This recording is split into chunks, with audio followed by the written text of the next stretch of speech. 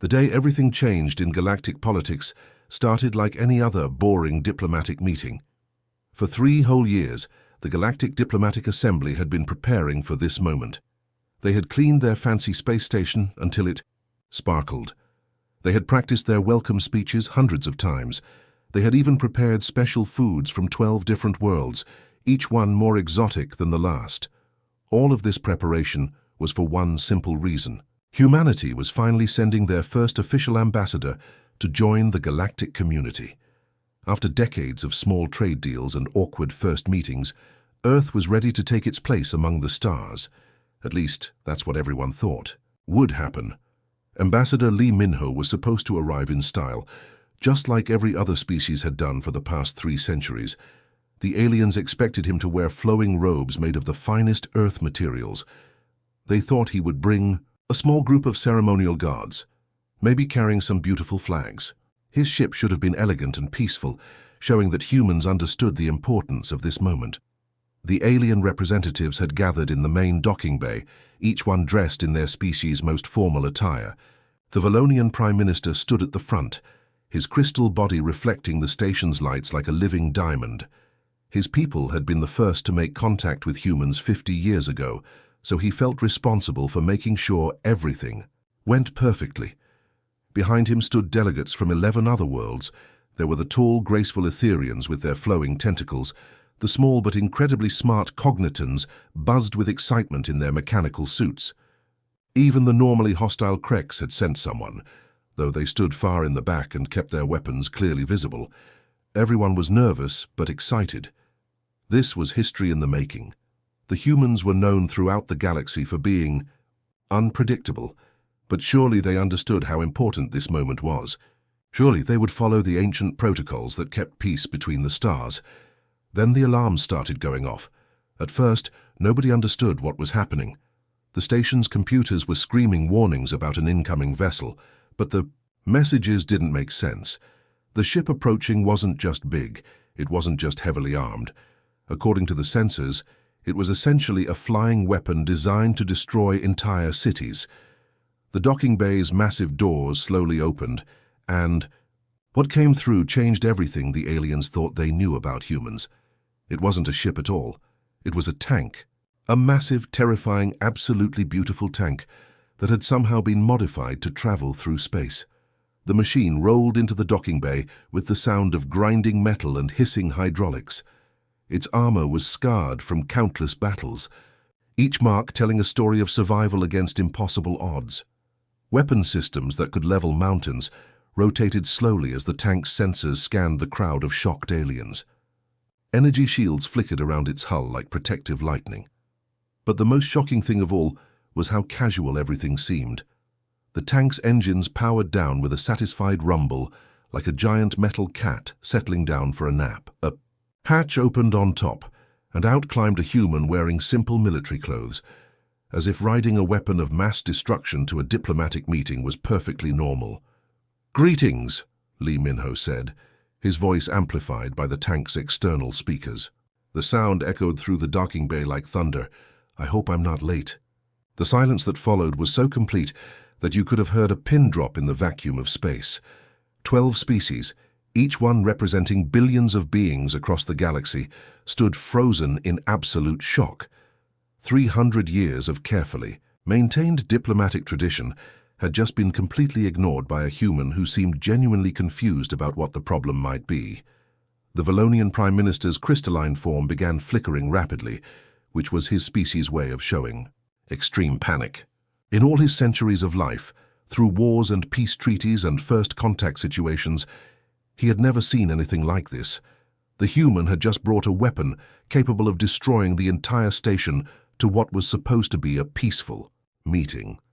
But Min-ho seemed completely unaware of the chaos he had caused. He smiled warmly at the crowd of aliens, reached up to pat his tank's armored hull with obvious affection, and began walking toward the assembly hall. His boots clicked against the metal floor with each step, the only sound in the deathly quiet docking bay. As he walked past the stunned delegates, Min-ho nodded politely to each one, as if he were simply arriving at a neighborhood barbecue instead of the most important diplomatic event in galactic history. The welcome dinner was supposed to be a peaceful affair. The station's finest dining hall had been prepared with floating tables that adjusted to each species' preferred height and atmosphere. Soft music played from hidden speakers, and the lighting had been carefully calibrated to be comfortable for all 12 different types of eyes present. Everything looked perfect for what should have been a simple meal between new friends. Ambassador Park Jisoo from the Threnody delegation had spent weeks preparing for this moment. Her people were known throughout the galaxy for their elaborate greeting ceremonies, and she wanted to make sure the humans understood how honored they were to be welcomed into galactic society. The Threnody had a tradition that went back thousands of years, one that showed respect through a test of strength and survival. She had prepared a special drink just for Minho, following ancient customs that her grandmothers had taught her. To Threnody thinking, offering someone a mild poison was like offering them a chance to prove their worthiness. It wasn't meant to hurt anyone seriously. The toxin would just make the human feel a little sick for a few minutes, and then everyone would laugh about it and become great friends. It was tradition, and traditions mattered. What Jisoo didn't understand was that humans had very different ideas about tradition, especially when it came to things that might kill them. The dinner started well enough. Minho sat at the main table, looking somewhat uncomfortable in the formal clothes someone had convinced him to wear over his military uniform. His tank was parked outside the dining hall, supposedly powered down and harmless. The other ambassadors made polite conversation about trade routes and cultural exchanges, carefully avoiding any mention of the giant weapon that had brought their human guest to the station. As the evening progressed, the aliens began to relax. Maybe humans weren't as dangerous as their arrival had suggested. Maybe Minho was just eccentric, like some species who insisted on wearing their ancestral armor to formal events. The tension in the room started to fade as everyone enjoyed the carefully prepared food and drink. Then came time for the traditional toast. Jisoo stood gracefully, her pale blue skin glowing softly in the dining hall's lights. She raised her ceremonial chalice, filled with what looked like ordinary wine but contained just enough neurotoxin to test a human's resilience. Around the room, other ambassadors raised their own drinks, expecting a standard diplomatic toast about friendship and cooperation between species.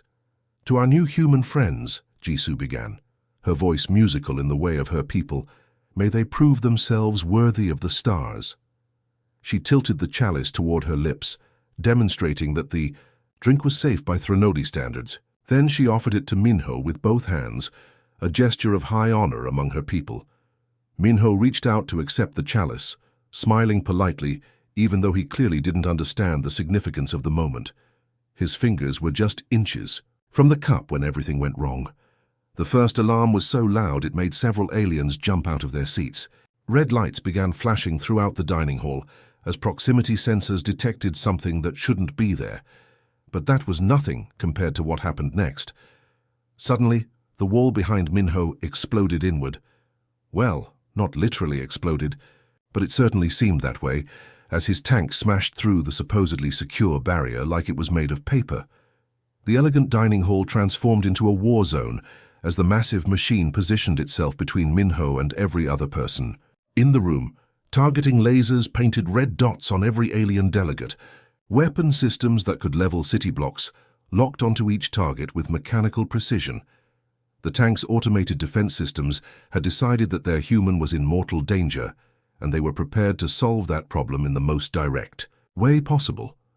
The silence that followed was broken only by the gentle hum of charging weapons and the soft beeping of target acquisition systems. 12 of the galaxy's most important diplomats found themselves staring down the barrels of enough firepower to glass a planet.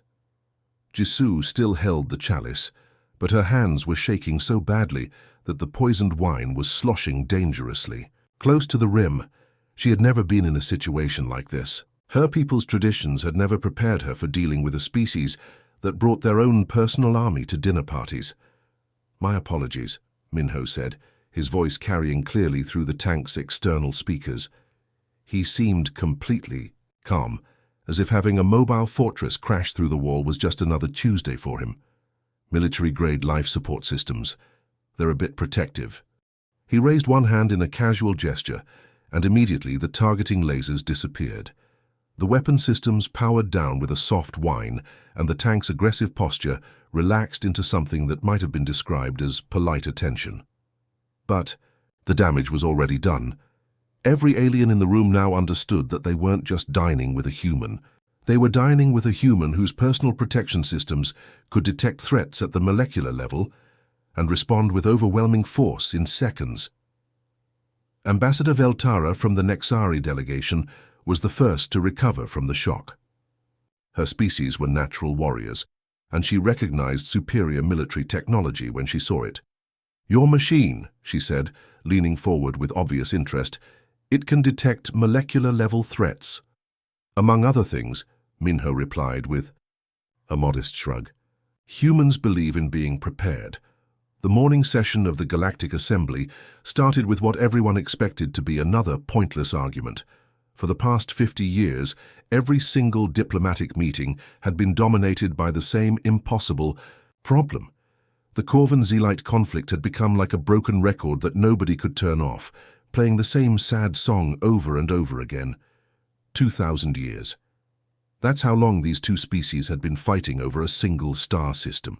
It wasn't even a particularly special system at first glance, just another collection of planets orbiting an ordinary yellow star. But underneath the surface of those worlds lay deposits of quantum crystal, the most valuable substance in the known galaxy. Whoever controlled those crystals could power entire civilizations or build weapons that could reshape space itself. The problem was simple. Both species had discovered the system at exactly the same time. Both had legitimate claims to it based on their different laws and traditions. Both had spent centuries building colonies, mining operations, and military bases throughout the system, and both were absolutely convinced that giving up their claim would mean the destruction of their entire civilization.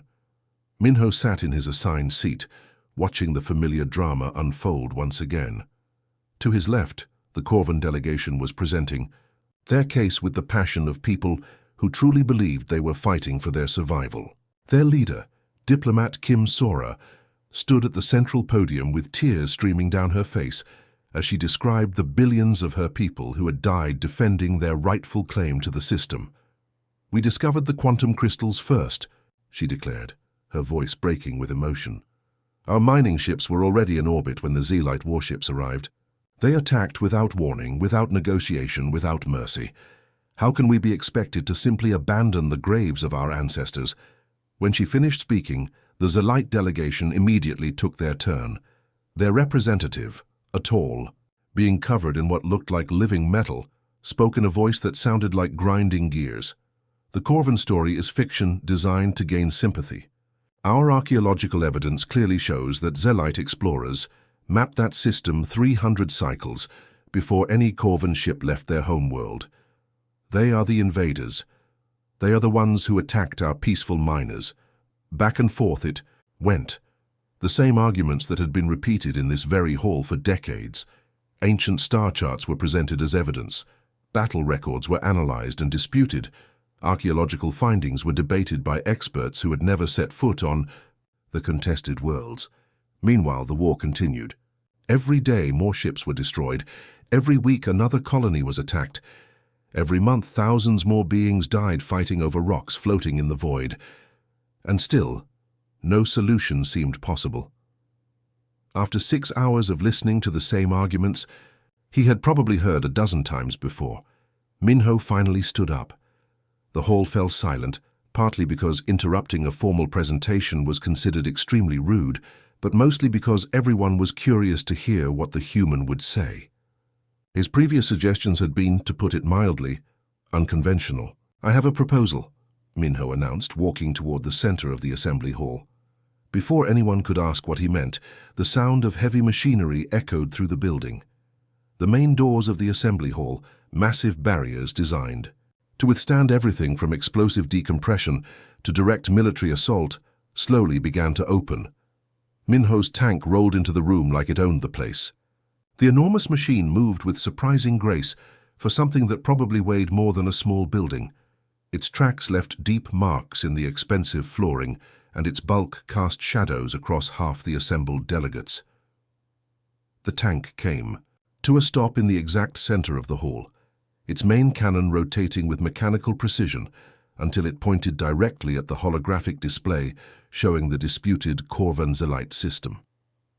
The gesture was impossible to misinterpret. Minho wasn't just making a suggestion, he was making a declaration. "Combat trial," Minho said, his voice amplified by the tank's external speakers so that everyone in the hall could hear him clearly. "Your best warriors, my tank, neutral ground. Winner takes the system." The reaction was immediate and explosive. Half the delegates jumped to their feet in shock. The other half began shouting in languages that the translation system struggled to keep up with. The carefully maintained atmosphere of diplomatic civility evaporated like water in a vacuum. Kim Sora was the first to find her voice, and when she spoke, her words carried the outrage of someone whose deepest beliefs had just been challenged. "This is barbaric," she shouted, pointing an accusing finger at both Minho and his tank. "We are civilized beings. We don't settle disputes like animals fighting over scraps." Her words were echoed by voices from across the hall. Species that normally couldn't agree on what to have for lunch were suddenly united in their horror at the humans' suggestion. Combat trials were something from the dark ages of galactic history, when primitive species settled their differences through violence instead of careful negotiation and compromise. But Minho seemed completely unmoved by their outrage. He stood beside his tank with his arms crossed, waiting patiently for the shouting to die down. When the hall finally quieted enough for him to be heard, his response was delivered in a voice so calm it was almost casual. "Civilized beings who've been killing each other for 2,000 years, he said quietly. "My way ends it in one day. The attack came during the lunch break, when everyone thought they were safe. For 3 centuries, Station Kepler-7 had been considered the most secure location in the galaxy. It was protected by multiple defense fleets, surrounded by early warning systems, and defended by technology from dozens of different worlds. Nobody had ever successfully attacked a diplomatic station, not once in the entire recorded history of galactic civilization. That's exactly why the Shadow Fleet chose that moment to strike. The first sign of trouble was when the lights flickered. Not the gentle dimming that usually happened during power maintenance, but a sharp, violent strobe that made everyone's eyes water. Then the gravity systems hiccuped, causing delegates to stumble and spill their drinks. For a few seconds, everyone assumed it was just another technical problem with the aging station. Then the alarms started screaming. Emergency broadcasts flooded every communication channel at once, their automated voices barely audible over the chaos. Code black, all personnel to emergency stations. This is not a drill. Hostile forces detected. Repeat, this is not a drill. The diplomatic dining hall erupted into panic. Delegates from 12 different species scrambled for the exits, their formal robes and ceremonial armor making them clumsy in their haste. Years of peaceful negotiations had not prepared anyone for actual combat, and it showed in every stumbling step and panicked cry. Captain Yun Tai-hyung of the Altarian Defense Force was in the middle of enjoying what he thought was going to be a quiet day when his communicator exploded with urgent messages from his ship. His people were known throughout the galaxy as some of the finest warriors ever born, trained from childhood in the arts of war and space combat. But even his experienced military mind struggled to process what his sensors were telling him. "Captain," his tactical officer's voice was tight with barely controlled fear. "We're reading at least 50 hostile vessels. They appeared out of nowhere, sir. Our long-range sensors never detected them approaching." Taehyung felt a chill run down his spine. The Shadow Fleet was legendary throughout the galaxy, whispered about in the same way ancient peoples might have spoken of demons or monsters. For 300 years, they had appeared without warning at the edges of civilized space, striking like lightning and vanishing before anyone could mount a proper defense. They were slavers, but not the usual kind that most species understood. The Shadow Fleet didn't just capture people to sell them. They captured entire populations, whole worlds at a time, and fed them into processing facilities that turned living beings into something less than human. The survivors weren't just slaves. They were broken creatures, their minds shattered and their spirits crushed, kept alive only to serve their captors in ways too horrible to describe. No one knew where the Shadow Fleet came from or what species controlled them. Their ships were, unlike anything in the known galaxy, built with technology that seemed to bend the laws of physics. They could appear and disappear at will, strike from impossible angles, and their weapons could tear through the strongest armor like it was made of paper. Most terrifying of all, they had never been defeated. Every attempt to fight them had ended in catastrophe. Entire battle fleets had been destroyed without taking down a single Shadow Fleet vessel. Whole star systems had been abandoned rather than risk confrontation with these mysterious enemies, and now they were here, at the galaxy's most important diplomatic station, with all of the most powerful leaders trapped like fish in a barrel. The station's defense systems activated immediately, but everyone knew it was hopeless. The automated turrets and missile launchers that had been designed to repel pirates or small raiding parties were laughably inadequate against an enemy that had conquered star systems. The station's shields flickered and sparked as Shadow Fleet. Weapons tore through them like they weren't even there. In the chaos of the evacuation, most people didn't notice that one person wasn't running toward the emergency shelters. While alien ambassadors fled to their panic rooms and military officers tried desperately to coordinate a defense that everyone knew was doomed, Minho was moving in the opposite direction. He wasn't running toward safety. He was running toward his tank. The corridors of Station Kepler 7 had been designed for peaceful purposes, with wide spaces for comfortable walking and elegant curves that pleased the eye. They had never been intended for military vehicles, especially not military, vehicles the size of small buildings. But Minho's tank didn't seem to care about architectural limitations. The massive machines smashed through the station's corridors like they were made of cardboard, its armor absorbing energy blasts that could have melted steel girders. Emergency. Bulkheads that were supposed to contain breaches and stop intruders crumpled like aluminum foil under its treads. Captain Tae-hyung watched the display on his tactical screen with growing amazement and horror. His ship's sensors were tracking the battle inside the station, and what he was seeing defied everything he thought he knew about combat. A single vehicle was somehow holding off an entire Shadow Fleet boarding party, not just surviving their attacks but actively hunting them through the station's maze of corridors. "How is this possible?" he whispered, more to himself than to his crew. Minho's voice crackled over the communication system, calm and steady despite the chaos surrounding him. "Humans don't just build weapons," he said, and Tae-hyung could hear the sound of his tank's guns firing in the background. "We build solutions." The meeting that changed everything happened 3 days after the Shadow Fleet attack. The conference room still smelled like smoke and burning metal, and several of the windows showed cracks from the battle. But despite the damage, every surviving ambassador had insisted on gathering together as soon as possible. What they had to say couldn't wait for repairs. Minho sat at the same table where he had first proposed his combat trial solution to the Corvan-Zelite conflict. His tank was parked outside, finally powered down after 3 days of constant readiness. The massive machine had become a permanent fixture at the station, and nobody seemed to mind anymore. In fact, most of the aliens found its presence oddly comforting. The atmosphere in the room was completely different from their previous meetings. Gone was the careful diplomatic language and formal protocols that had dominated every conversation for months. Instead, there was a sense of urgency and honesty that none of them had experienced before. Nearly dying together had a way of cutting through centuries of political nonsense. Supreme Counselor An Ji-hoon of the Meridian Collective cleared his throat and stood up slowly.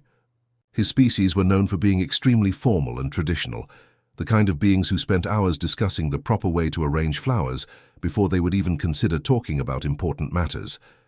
But today, Ji-hoon looked tired and shaken, like someone who had seen too much reality in too short a time. "We have something to ask you," Ji-hoon began, his voice carrying none of its usual ceremonial tone. "All of us, together. We've been talking since the attack, and we're all in agreement about what needs to happen next." He paused, looking around the room at faces that represented billions of beings across the galaxy. Some were still bandaged from injuries sustained during the evacuation. Others showed the 1,000-yard stare of people who had seen their entire worldview shattered in a single day. Earth, Jihoon continued, we formally request membership in the Human Defensive Alliance. Minho blinked, clearly caught off guard by the request. We don't have a defensive alliance, he said slowly, as if he wasn't sure he had heard correctly. Then, we request you create one, Jihoon replied without hesitation, with us as your junior partners. The silence that followed was nothing like the shocked quiet that had greeted Minho's earlier suggestions.